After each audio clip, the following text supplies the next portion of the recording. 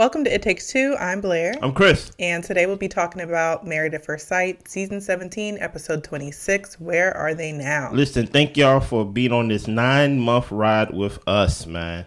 Make sure that y'all subscribe, like, share, comment. Thank you again. Apparently, they already started filming or already filmed Married at First Sight Chicago. We will be reviewing that. But in the meantime, until then, we are doing Love During Lockdown or Love After Lockdown. I don't know what it's called. Love During Lockup. Lockup, excuse me. We are doing Never Ever Mets or whatever it's called. We're doing a lot of shows that has weird titles and weird storylines and things like that. So definitely stay on the vehicle. You don't know where we may take you. Right. You get what I'm saying? Mm-hmm. Blair, walk us through this for the last time for this season. All right. So Claire visits Lauren at Lauren's house. Yeah. They're making martinis. Claire was shocked at the things Cameron was saying during the reunion. Mm-hmm. Lauren says to her, you just got to let him talk. He'll talk himself into a hole. Mm-hmm. Claire now has a boyfriend, we learn. Yeah. He lives in Seattle. It's long distance. It's long distance for now. Mm-hmm. He has mentioned moving to Denver, but she's not trying to pressure him. I got a question. Can I ask you a question? Yeah. I said, can I ask you a question? Yes. What is it about when they get out of the Married at First Sight process? They want to take things slow, right? But you was willing to get married to a stranger. You was willing to basically go to an arranged marriage, basically. But now, all of a sudden, you're like, no pressure or anything. I thought you wanted to be married. Yeah. And now you're just like, yeah, I'm cool with just being a long-distance girlfriend. Dude, you find that weird? Not necessarily. I think this process shocks people to the point to where they thought they were ready for something that maybe they weren't completely 100% ready for. Yeah. So I can understand why people go through it and say, yeah, I probably shouldn't have done this, and I'm probably going to take my time next time around. Mm-hmm. Yeah. Yeah, let's keep going. Lauren actually met the boyfriend. Mm-hmm. She says that she liked him from the moment she met him. She thinks he is a good match for Claire. Lauren hasn't talked to Orion. Mm-hmm. They call him O'Liar. She doesn't have the capacity to carry the burden of a friendship with him. She says it is definitely a burden because it relies on her. Mm-hmm. But she never really thinks about him until situations like this where he comes up. Okay.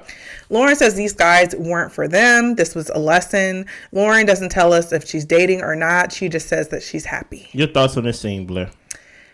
It's just more the same. We find out Claire has a boyfriend. I thought we found that at the reunion. So I feel like I didn't learn any new information. Just sitting around talking about the same stuff. What about you? Yeah. We really can't take Lauren's approval of the boyfriend as anything really. Any type of measurement. No, she really don't know Claire. So I'm about to say. So you saying that? Yeah. That he's for him or that he's for her. You don't really know Claire. I think that is something that is being lost in this process. Is that it'd be one thing if Lauren was there for the whole 9 months, or not even 9 months. 9 months was for us. Yeah. You get what I'm saying? However long it was for them, I don't know if it was 6 weeks or things of that nature. But you don't know Claire. And I think it just gives a false reality that they are best friends. Yes, you went through something. Yes, it could have been traumatic, and maybe that give you a sense that y'all are closer than what y'all are. But y'all not. Yeah. Next, we see Michael is getting a tattoo of an angel crying. Yeah. And he is telling the tattoo artist about all of his experiences, everything that he's been through. I don't know why he wasn't talking to a therapist, but whatever. Okay. So he just said that he learned that he had to take some accountability. He says he has not been dating, but if it happens, it happens. In his next relationship, he wants to pay attention to the small things he says or does that may have an impact. He would love for Chloe to continue to be in his life in some capacity. What are your thoughts on that? I think it's strange. If these people are really wanting to be married and to move forward with their lives and finding new partners, why would you want to be friends with your ex-wife or ex-husband? And why do you think your partner would be cool with that? So it's just, to me, it just seems very not genuine as far as him saying that he wants to possibly keep Chloe in his life. It just sounds like he doesn't know what he wants. So, and here's the interesting thing about that, about what you just said, right? Yeah. He said that he's not dating and that he would like to have Chloe in his life in some capacity. Is that the reason why you're not dating? It's because maybe you may upset Chloe and Chloe don't want to talk to you no more. I don't understand the allegiance, the Pledge of Allegiance. Remember when we had to do that in school and things like that? The Pledge of Allegiance. Did like you do that at all? Yes, I did. Okay. Yeah. I just wanted to make sure you was for America. Okay.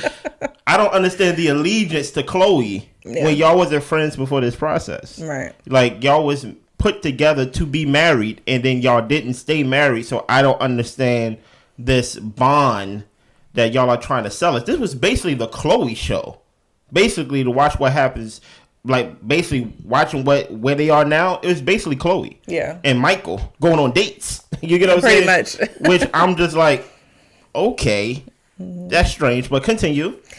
Next, we see Chloe meeting up with her friend Caesar. This is the guy that she was friends with during the process and that was helping her out. Chloe doesn't resent Michael. She's formed good friendships with all of the men. She hasn't been supported by the other women at all. She says the reunion was out of control and she was actually pretty embarrassed. I was embarrassed too. People online are accusing Chloe of stealing other people's husbands. Chloe says it's a projection of the people putting the narrative out there. And to clarify, she's talking about the other wives. She thinks that they have burner accounts and they're coming for her. What are your thoughts?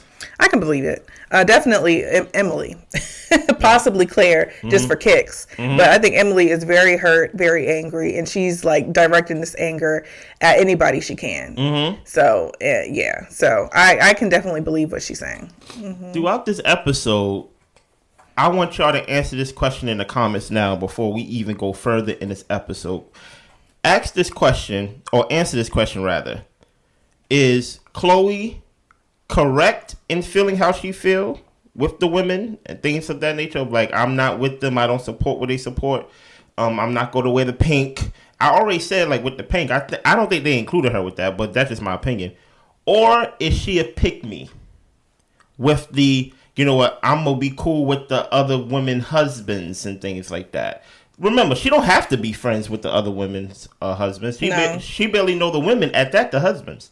So I want y'all to give me y'all opinion on that. I'm going to give y'all my opinion once we get to the scene. But in the comments right now, did you feel like Chloe is right in how she feel about, you know what, I don't want nothing to do with the women. The women embarrassed themselves. They embarrassed me. It was terrible.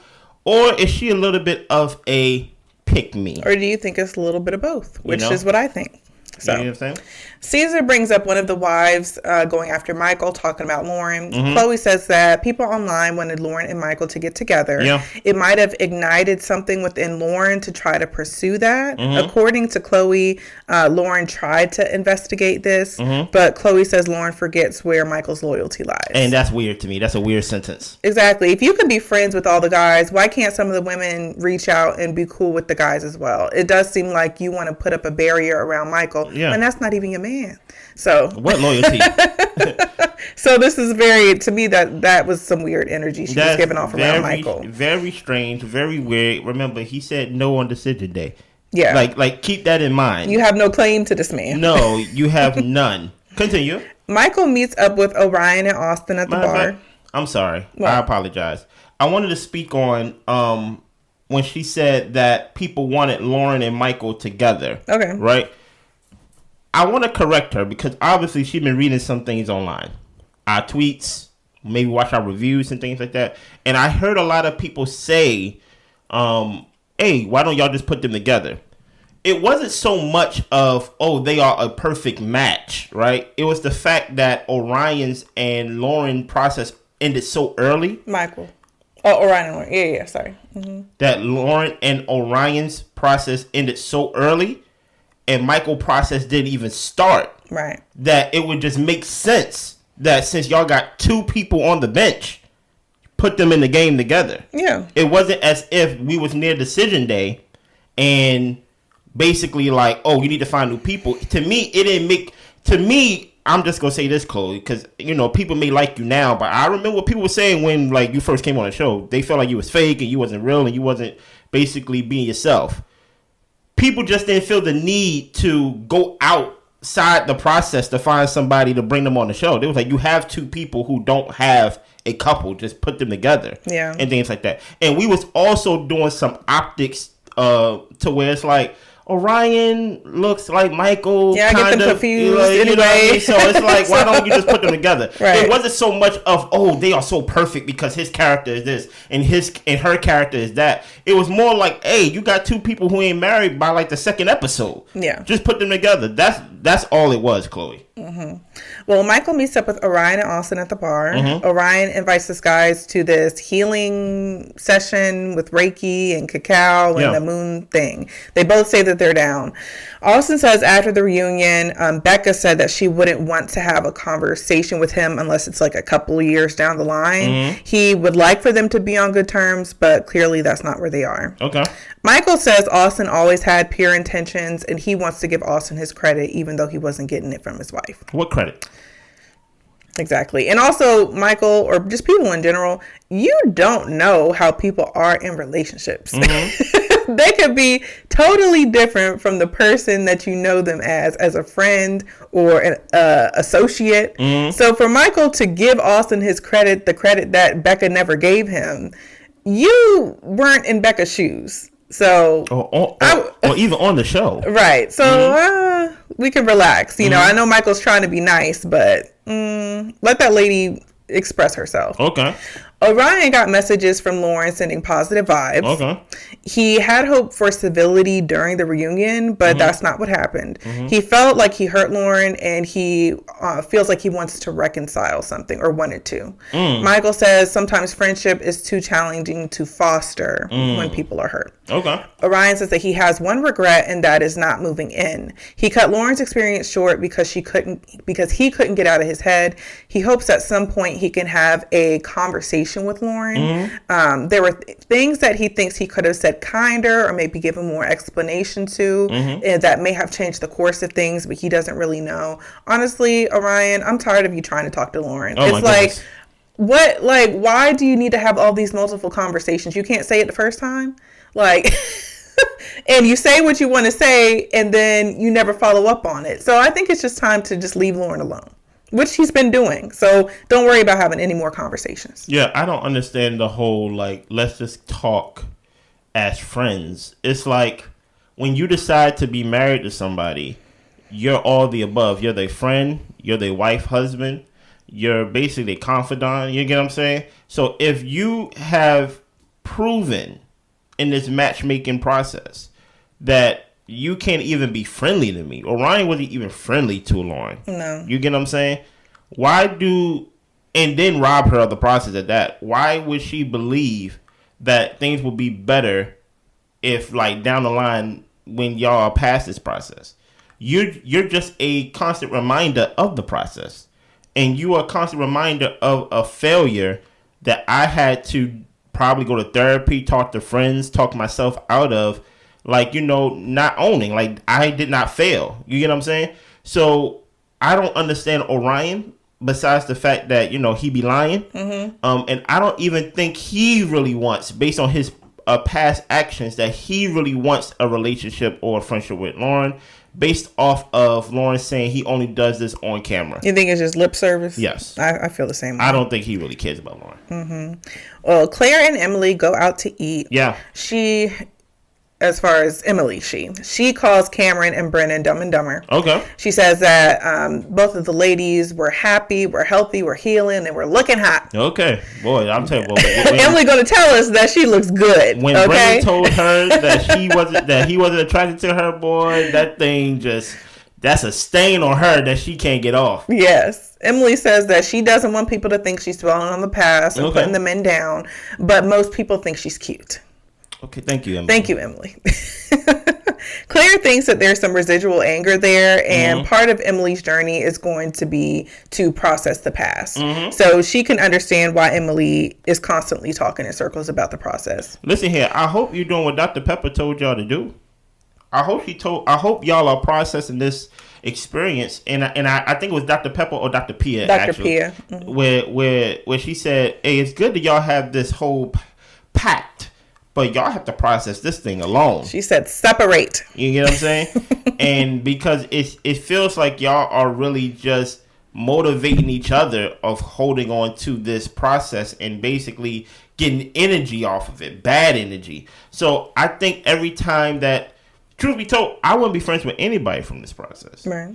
Because Claire reminds me of Cameron. Cameron reminds me of Brennan. Brennan reminds me of the process. So, like, I think this process is so extreme in the sense of get married today, stay married, that I think it's fair for them to be like, okay, if this process doesn't work out, I don't want to be friends with any of these people. Because I came into this process not looking for friends. Right. I came into this process looking for a husband, looking for a wife. And if you don't have that, I don't see why you would, stay friends with anybody from the process. Yeah. Well, Emily is happy for Claire's new relationship. Yeah.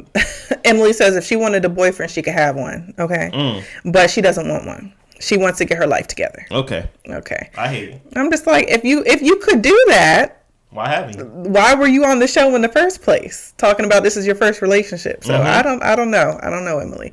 Emily's saying that love comes when you least expect it, and Claire can spend all her time with her new boyfriend, the love of her life, if she wants to. I think Emily's just a little twinge jealous, just a little bit, because she had mentioned before how like she, I guess, tries to hit up Claire, or Claire don't respond, or something like that, and because Claire's like busy with her boyfriend and stuff like that. Of course. So it's just like, yeah, I'm not going to be sitting around with y'all bitter betties all day talking about the process. Like I'm living my life now, which is funny because Claire stirred up a whole lot of stuff, and now she's on to greener pastures. So. I'm actually interested in how she met this guy in Seattle, but it is what it is. Right.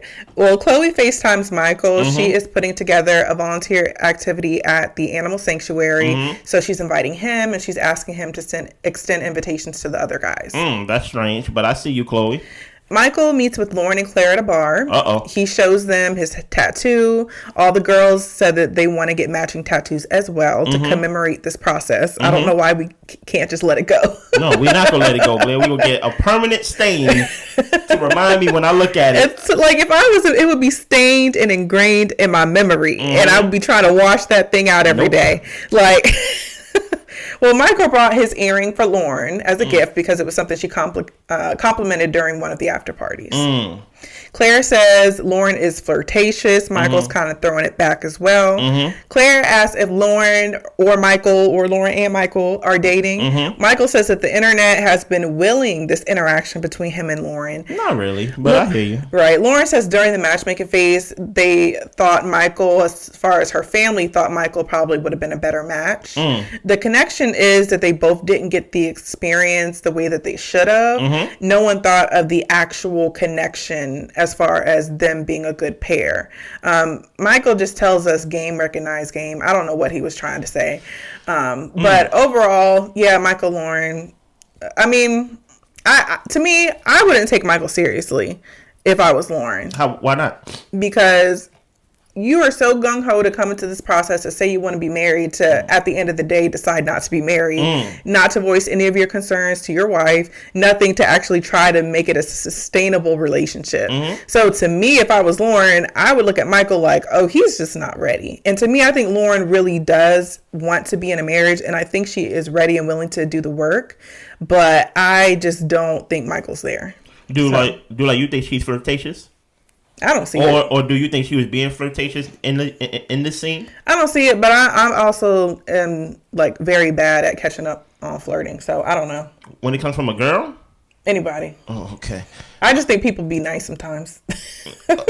Thank you, Blair. I don't understand why he gave her the earring. I don't understand that.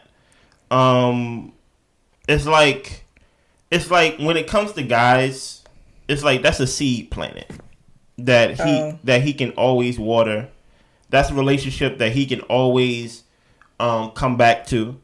She will always remember him in the sense of like, this is the earrings that I like and he gave them to me. So I think Michael he's saying no now, but maybe not no later. Oh, okay. Basically, like, let's see where you at, Lauren. Lauren probably come off to him. I'm not saying she does because I honestly don't know. But she probably come off to him as if, like, if he wanted to pursue it, she would give him a shot. I don't understand why Lauren gave my family said that we'd be a better match. I don't understand that conversation. but it just came off as just a friendly conversation. Maybe too friendly to Claire's point, but very friendly. A conversation that I feel like Chloe wouldn't have liked. So, but you don't put it as flirtatious. Was Lauren being flirtatious? In the comments below, what do y'all think? I'll say yes. Okay. I say yes. Based off of that, I wouldn't have said yes if she didn't bring up that family part. You get what I'm saying? If she didn't bring up that family part, like, it's kind of like I'm giving you this memento of this ring, and you gave me, they said that we should have been together. So it's kind of like, if we want to, if you're serious, I'll be serious. Okay. You get like just kind of throwing the feelers out there. Yeah, it's kind of like, it's like, okay, it's like I'm just taking your temperature. Okay. You get what I'm saying? It's kind of like from a guy perspective. You see, only thing a guy needs is that for a woman to think that he is attractive. Mm-hmm. So if a woman was to say, "Oh, you look good," you get what I'm saying? That's like a hint that if I wanted to, or if I feel like she looked good as well, that rejection is off the table potentially. You get what I'm saying? Because a lot of guys don't do it because of rejection. Gotcha. But it's like, oh, she thinks I look good. Do I think she look good? If I think she looks good, I think I can pursue it. At least ask her out. She'd go out with me. So I think they were just giving each other feelers and things like that. Okay. Maybe for a good time. Maybe not a relationship. I don't know. Yeah. Well, Becca's out to lunch with her friend. Yeah. Her friend hopes Becca can give herself grace to make mistakes, to learn and grow from her experiences. Okay. Becca was hoping for a life partner, but she ended up getting a life lesson. Okay. She still feels like she might have let people down, like the viewers. Don't worry about the viewers, Becca. You got to live your own life. No, worry about me. No. Listen, Blair, don't speak for me.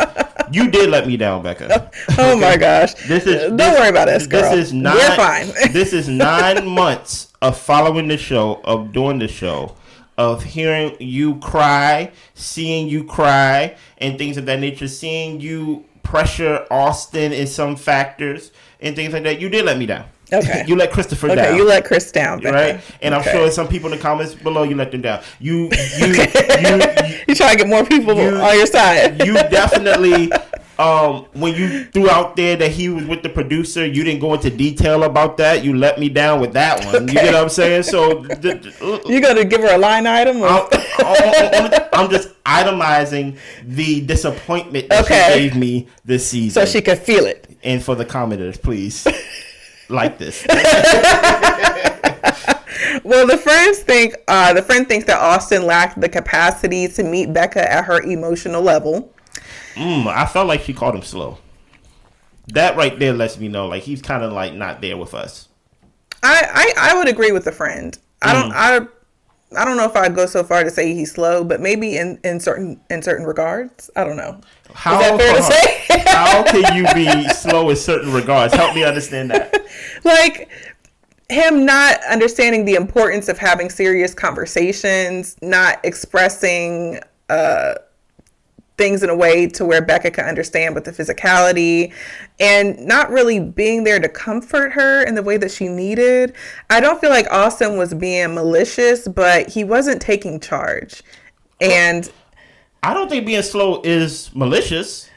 I think I'm going off of lack. And that's what I'm saying. I agree with the friend. Lack the No, the friend can't say on national TV. I think Austin's slow. Well, that's what I'm saying. I agree with what she said. I don't know about the slow stuff. I'm translating what I feel like she's saying. Okay. I feel like she said he lacked the capacity. I mean, he doesn't have the ability, right, to basically meet you where you are, right? Emotionally. I feel like she was saying that nicely, but I feel like I'm reading between the lines of like, yeah, I don't think he's all the way there, girl. Yeah. You get what I'm saying? That's what I felt like she was saying, based on how I was getting the vibe from that conversation.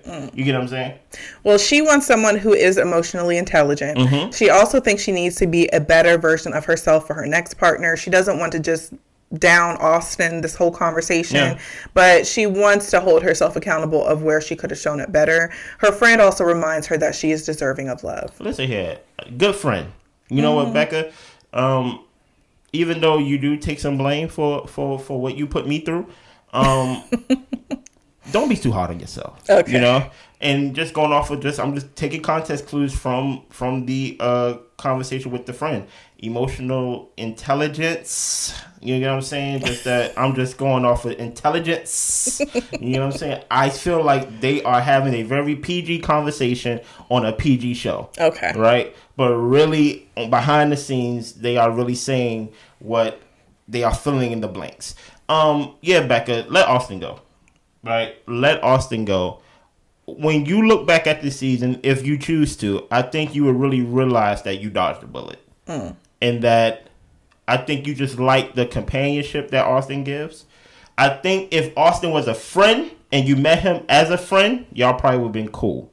But because you already met him and they already put it in your heads that, hey, it's married at first sight, you have to be married to this guy, there's some things that you expect from a romantic relationship that you was not getting. Right. Maybe Austin is a good friend, but a terrible husband because he did not fulfill his mandatory obligations as married on first sight, or married at first sight, rather. Right.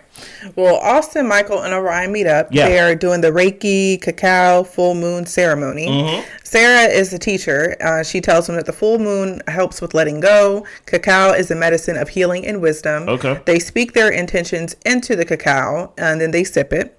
They lay down, do a sound bath. They end it with Reiki healing. Mm-hmm. Then they go around and they share what they learned through the process. They're also releasing emotional trauma, growing and improving.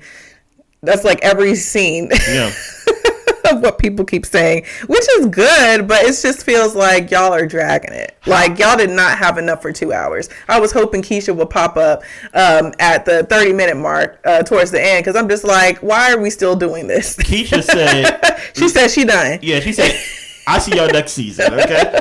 I always find it interesting that the ones that talk about healing, the ones that talk about, getting past things are usually the perpetrators of the one that causes the trauma. Okay. You get what I'm saying? Orion say, how do we come to this little raking thing and the healing and thing? But you was the one that caused the damage.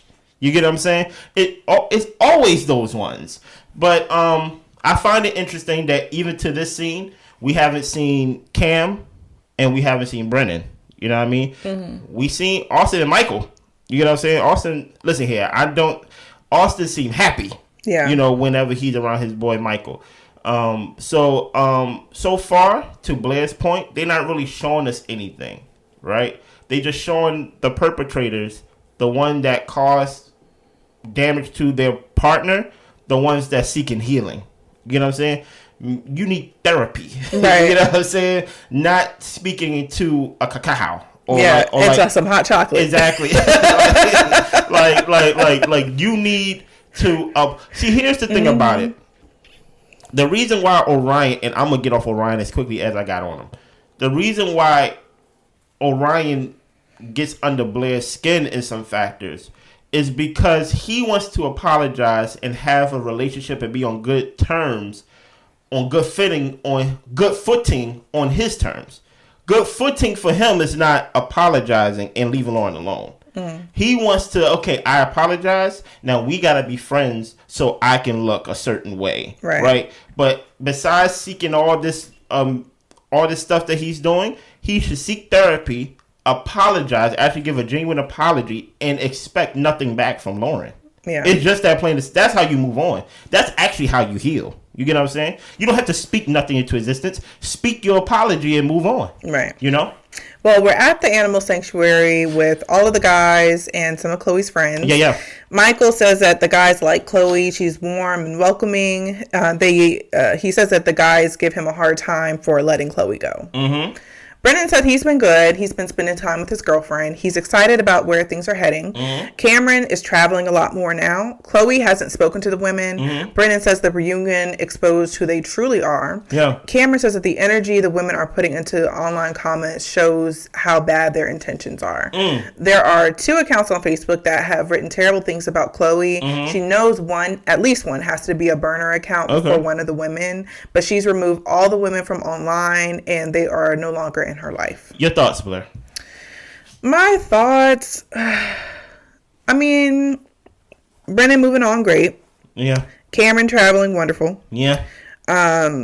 Cameron talking about the women's bad intentions. I don't think they ever had bad intentions. I just think they're really hurt, and a lot of them were lashing out, some more than others. But I don't think it speaks to their intentions.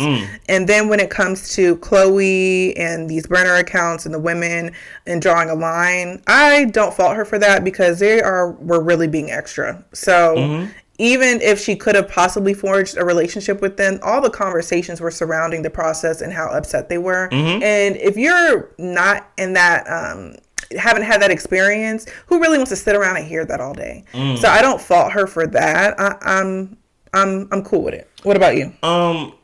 This is where I would answer that question that I asked y'all the question in the comments of, is Chloe a pick-me? In this scene, it made me go yes. Okay.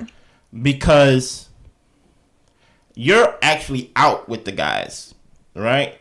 And you are not only doing something that you love to do, passionate, animal sanctuary, things with the guys, you're also adding to the conversation to, I don't want to say down in the women, but basically like you chose a side. Yeah. You get what I'm saying? There's one thing of letting the conversation happen. You don't add nothing to it. You stay in your side, you know what I'm saying, on the fence, but you're adding to the conversation. At one point in the confessional, I don't know if it was this scene or it was later down the line, she's basically like, the men didn't want y'all.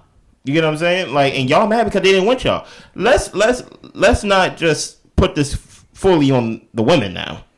Just because, like, you know, I agree with certain things that Chloe is saying, don't get it twisted. The men played a part in this too. You get what I'm saying? The men played a part in not trusting the process and not living the process truthfully. Yeah. So it's not like I chose the truth tellers over the liars. No, they both bad. You get what I'm saying? It's just how the women chose to tell their truth and basically act on the reunion that kind of leave a sour taste in her mouth. Yeah, how they chose to express their frustrations. Yes, but don't get it twisted. You're not with the innocent group at all. But this seemed kind of pick-me-ish because, like, I go back to the Lauren thing. Lauren can't be friends with Michael, but you're out with the guys. Yeah. And you're basically part of the guys. So it's like you want to be the only one? Is that what it is? So it just seems very, like, okay, you're towing that line now. You get what I'm saying? At first I was like, okay, it is what it is. But now I got to rely, based on what y'all was telling me, in the beginning, when y'all first met Chloe, y'all did not like Chloe. Y'all didn't feel like Chloe was real. So do y'all feel like because she agrees with what we agree with in the sense of how the woman reacted, do we think she's real now? I can't say that. Yeah. I have to be objective and say, Chloe, what's your motive? You get what I'm saying? Like, what are you trying to give off at this moment? That you're cool, you're chill. You know, it just came off as strange. Mm-hmm. Well, Austin's been sorting out his emotions. Yeah. He has had trouble with what his family would hear when it comes to talking about sex on TV. Mm-hmm. So he says that was really his biggest holdup. Even if he would have said that to Becca, I'm sure that would have been helpful to her. I mean, would it have solved the problem? No, but it's just like there's all these little tidbits of information that you are just like refusing to speak about, which is just like, it's frustrating. It's frustrating. The non-sex he was having, by the way. Right. And he kept telling her, we'll see, we'll try, we'll see. So it's actually an issue that you don't want to talk about it because you're scared of what your family's going to think. Come on. So is that it? Like, Why was it so hard to get that out? So I get the frustration. I'd be frustrated with him too. Mm-hmm. He says the stuff people are coming up with aren't true about him like not being into women or having some type of like regression or with this, or what do they call it? Some type of sexual issue because of how he grew up in his religion or whatever. Suppression of sexual something. Anyway, he says that he likes to build a foundation with a woman before he crosses that barrier. Mm-hmm. The friend Caesar is asking the questions we need to know. He asks, well, are you a virgin? He says he's not a virgin. I wanted the other question. Okay. You get what I'm saying? Yeah. And my thing is, the reason why we ask those questions is because I seen you be more intimate with Michael than I seen you be with Becca. And intimacy doesn't mean sex. It just seems open. It just seems like whenever you see Michael, you're touching on his arm, you're hugging him. You just seem like why you got this shirt on? Take that shirt off. Take that shirt off. Get off me. Mind you, it was a short sleeve shirt. Yeah. I'm like, don't. Did you ever say that to Becca? Don't touch. Take it off, or do you tell her to put it on? Don't touch my arms. Okay, like don't do that. No, and trust me. Listen, there's a lot of jokes that we could go down. But when I say let's be adult, guys. And the thing is, like, if he is into guys or whatever, that's fine. But I'm just like, whoa, it's not fine. It's not. I'm fine. Just like, because he signed up for the show. But I'm saying, like, he needs to communicate. I'm about to say he lied. He needs to communicate and be honest. That's the problem. No, here's the thing, right? If he's into guys, as Blair was saying, right, it's fine if you didn't sign up for this process as a heterosexual man and you lied to this woman. Right. That's not cool, right? But the reason why I say intimacy, and I use that word because intimacy requires openness, right? I'm not talking about sex. I'm not talking about the act of sex. I'm talking about just openness. It just felt like he wasn't open with Becca. Going to Blair's point just a couple minutes ago, he could have just had these conversations with Becca that could have let her feel like she was getting something, intimacy, that she wasn't getting the physical act. Right. So the fact that she wasn't getting intimacy, let's put that to the side, it kind of makes you rely on sex more because you're not getting intimacy. But if I feel like I know you, if I feel like I'm getting to learn you, if you're being transparent and things like that, then I can be like, oh, I'm getting intimacy. Maybe we can talk about sex. Maybe put it on the back burner. But he just seemed so closed off to her. Yeah. For reasons that I felt like in that moment she didn't deserve. Right. You get what I'm saying? And Michael wasn't there for any of the process, but it seemed like that's your best friend. So it just seems kind of weird. You get what I'm saying? Well, Chloe is proud of them for being mature and navigating everything, talking about the guys. Stop it, Chloe. Because I'm like, relax now. Because now you're choosing a side. Yeah. You're choosing a side. She said maybe divorce is supposed to be people choosing to go two separate ways. Okay. She is thankful, or Michael is thankful to have had this experience with her. They talk about possibly going out for coffee one day. Okay. Lauren says Michael and her have a lot in common. Chloe and Lauren are not friends. She said Chloe became irate when she followed Michael on social media. She apologized, removed him, but it didn't matter because Chloe thought of it as the ultimate betrayal. Lauren thinks that it's petty. She met Michael before Chloe in all actuality. Lauren says that she's friends with Austin, talking about Chloe is friends with Austin, but she doesn't think anything is wrong with that. Yeah, because Chloe can be friends with the guys, but not the women. She's the cool girl. So. Listen here. Listen here, man. Y'all know what's under this table at all times, right? Y'all know I got this dashiki under this table, and one day I'm going to pull it out. Okay. You get what I'm saying? I just felt like it was kind of funny. You get what I'm saying? This white woman, and this is a white woman. Like basically, it was one part of the show while we was watching the show. And you was like, she felt like she's giving an interview or something like that. I'm like, that's probably just how she talk. Yeah. You get what I'm saying? I just felt like you got this energy for Lauren that Lauren don't deserve. I can take it there, but I'm not going to take it there. I'm going to keep it fair because the last episode and things of that nature. But I just find it very pick-me-ish. And for you to basically turn that energy to Lauren, maybe Lauren is flirtatious. Maybe Lauren is trying to get Michael, but Michael ain't your man. So I don't understand this whole, he knows where his loyalty lies. You get what I'm saying? Like this whole, like we are together but not together type of thing. To the point where it's betrayal. What is the betrayal? Right. It's those certain words that make me go, what do you think you and Michael is? Right. That make you say what I did is betrayal by becoming friends with him on social media to the point where I don't even know why because Lauren gets me upset too. So I'm definitely going to tuck the dashiki under. But Lauren gets me upset with the whole, like, I did apologize. What you apologizing for, Lauren? If you feel like you ain't do nothing wrong, I wouldn't apologize to Chloe. I would be like, I know him before I knew you. What are you talking about? This is social media. You ain't gonna get mad at me because of the social media thing. You better relax yourself. So that's why I'm like, Chloe, you're doing a little bit too much to be on the guy's side. And Lauren says that if Michael is pursuing a friendship with Chloe, she just doesn't want to be in the mix. Emily meets with her therapist. She says that she's always tired, coming to realizations with her family as well. She's learned a lot of triggers about herself, things that have triggered her. Brendan is similar to her dad and how he's critical and pushing. The stuff she was tolerating was mirroring things that she experienced in her childhood. She set new boundaries with her parents, and it's what she needed. Okay. She realizes that she is defensive and she can be better at validating others and active listening. She didn't realize she had low self-esteem coming into this, but she's working on esteeming herself and not relying on outside sources to do it for her. Your thoughts on the therapy session that we were sitting in? Yeah, just keep on going, Emily. I think you still got a lot more to work through. You do come across like very angry still. So I hope at some point you can learn to forgive yourself, number one, for putting yourself in this weird experiment because you kind of set yourself for the okie doke. I think they all did when you're signing up for a show like this. Yeah. It's even though it's Married at First Sight, we've got experts. This is an experiment, and we're playing games with your life, y'all. Pretty much. And you put yourself in harm's way, in my eyes. So, number one, maybe forgive yourself, and then also forgive the person who also decided to join this wild experiment. Yeah. So, I would say that to basically put a bow on what Blair just said perfectly is, trust me, this is just the tip of the iceberg. Yeah. Trust me, iceberg. There's so much beneath that you need to get to and get through, and I hope you do. But you do come off as if, like this, the low self-esteem definitely stuck out to me because she said she didn't know she had low self-esteem coming into this. I hear it now. You get what I'm saying? That's why you like gotta constantly tell yourself, I'm hot, I'm good looking, and things like that. Don't take on these failures as like so strong. It's like it's not. It's even though it's serious. I don't want to say it's not that serious. I don't want to dismiss your experience.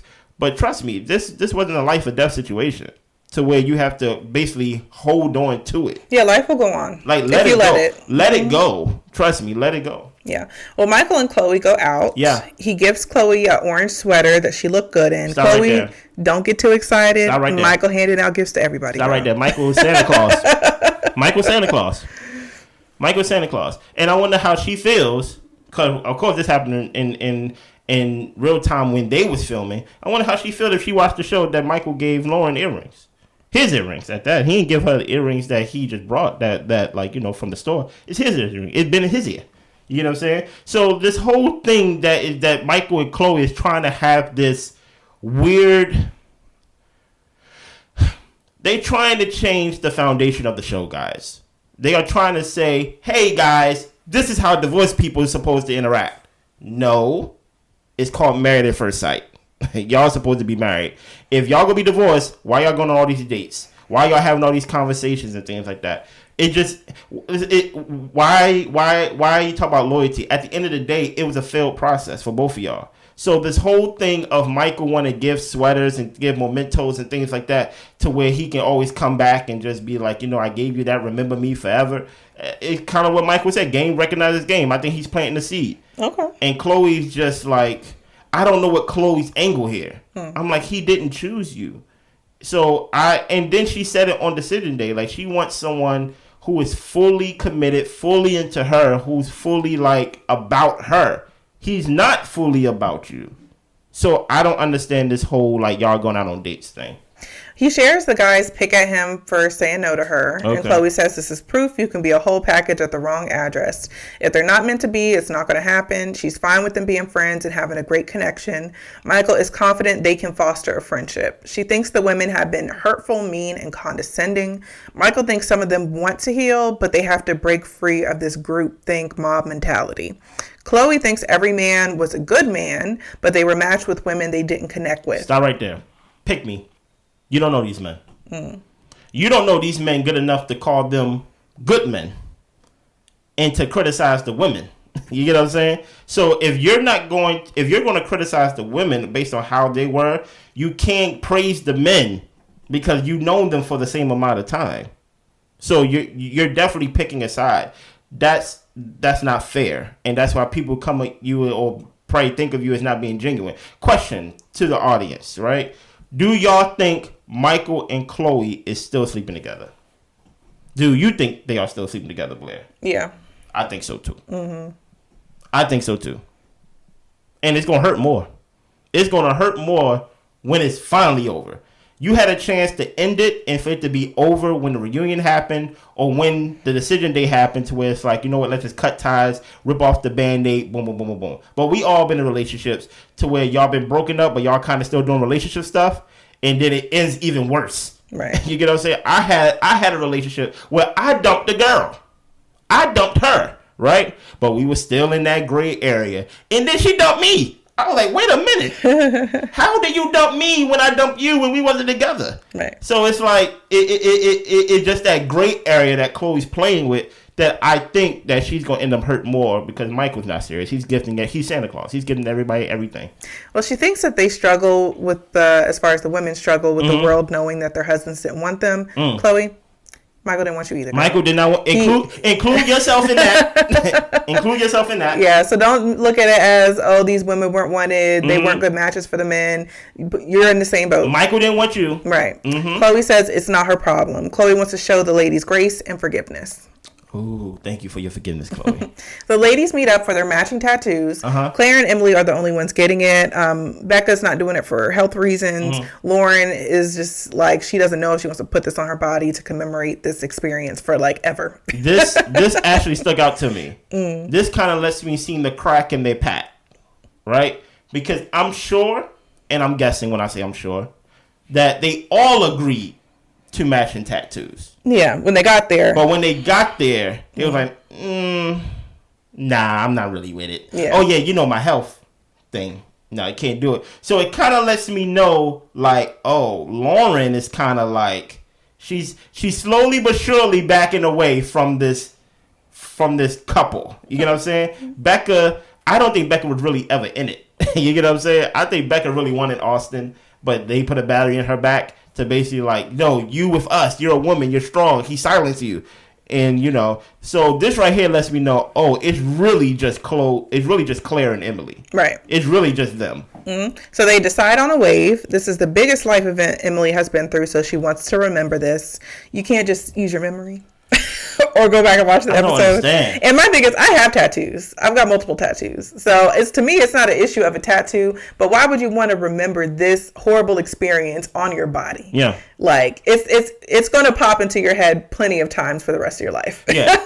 And without you wanting it to. And the funny thing about it is, I have no tattoos, and I'm not against tattoos. I just don't have nothing that I care about that much to put on my body. Yeah. You get what I'm saying? So, and it's kind of strange, because this kind of lets me think about Emily in the way of, she said this was the biggest thing that happened to her life, the biggest life event that ever happened.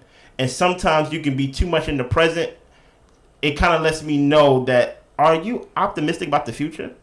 Like, when you get married, I do believe Emily will find somebody and she will be married, and maybe one day she will be a mother and things like that. Those things will surpass this whole experience.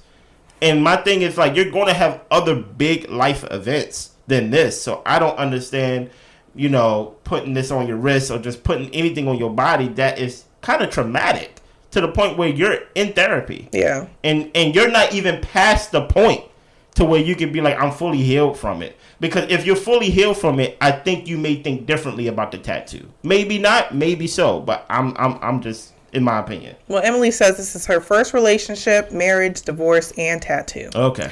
Orion meets up with his friend. He says that he's been doing good, spending time with the husbands. He beat himself up a lot in the marriage, but it was a blessing in disguise. He says he learned a lot about himself.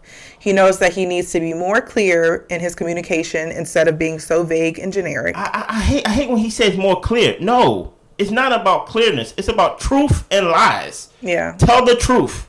You get what I'm saying? Simply tell the truth. Tell, like Will Smith said in that movie that y'all didn't watch. Tell the truth. Okay. You get what I'm saying? Tell the truth. It's not about being vague. It's truth and lies. That's all it is. He says that he might get back out there and date. He is still looking for the one. I thought you were dating someone at the reunion. You say you had somebody. No. He was being vague. Okay. So you had somebody in his phone. He didn't really have nobody in real life. Clear. Okay. So that was him being vague. Yeah. You're right. My bad. So Chloe, Michael, Austin, and his roommate, they meet up. Michael actually extended the invite to everybody, but prefaced it with saying, if you're not in the best of spaces, don't come. So they're the only only 4 who came. He sent, So Austin says that he's indecisive. He talked to his roommate throughout the whole process. She actually missed him. She values being able to come home and to be able to talk to somebody about her day. So that's their connection. Yeah, she said something about she grew up in a house full of like brothers and sisters and things like that. Yeah. To where she just wasn't used to being home by herself. Okay. Yeah. And she asked Michael and Chloe if there was any weird human things that they had to get used to with living with each other. Apparently, Michael was always naked. The roommate says that their friendship seems seamless. Michael and Austin joke about whether he's talking about, you talking about us or you talking about with Chloe? Oh my God. The roommate says Chloe is more mature than the other women.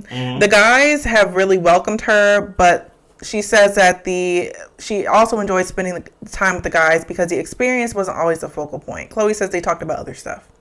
Chloe wishes healing for the women and for them to become different people. Listen here, Austin.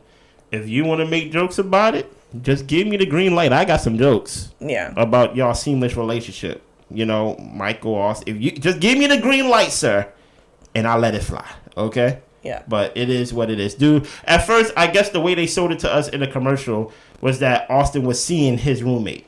Like, basically, they was dating and things like that. And even Chloe was like, you know, maybe there's something there, dude. Like, you think Austin and his roommate could be, like, together? No. Me neither. I don't see it. I don't know. She comes across, like, very, like, one of the guys, you know? And I don't know. It might grow into something over time, but I don't see it for them. Yeah, I don't either. I don't either. I don't either. The ladies meet up at a wine bar. Okay. They are going to donate their dresses to this company who does weddings for terminally ill people. Nice. So very great cause. They set their missions for their dress as far as giving the women hope that anything is possible. They want them to feel confident, brave, and strong in these dresses. Emily wants Brennan to grow and remember this experience. I don't know why we're talking about Brennan right now. Okay. But I would be just like Chloe and be like, you know what? I don't need to be around for these conversations. Yeah. I'm fine. Yeah. Lauren thinks Emily shouldn't hold her breath for Brennan to grow. Yeah. Forget that name. Yeah. Because Brennan ain't thinking about you. Emily hasn't been treated well, and she thinks it's healthy to have a little bit of hate. Lauren says holding on to stuff is very heavy for you. But she understands. She says this is your first relationship, so she gets it. The ladies keep saying Emily has grown so much. I don't know. I feel like she's regressed. The more I see her, the the worse impression I get of her. Listen here, the way she talking, Emily might have a sleeve, you know, of tattoos. It may seem like, because she just she keeps focusing on things that she doesn't have to focus on, and that's why she keeps regressing. Why are you thinking about Brennan for? Yeah. Like, trust me, Brennan ain't thinking about you. Brennan not even thinking about the show. He was in one scene throughout this whole, like, where are they now episode. So I'm like, Emily, just let it go. Claire says that this womanhood friendship thing we got going on, this is going to be lifelong. I don't believe her. Becca says that what we're doing here is what we would have done in our relationships. They're getting the opportunity to get deeper, have conversations, and it's not exactly what they would have expected as far as a marriage. It just looks a little bit different.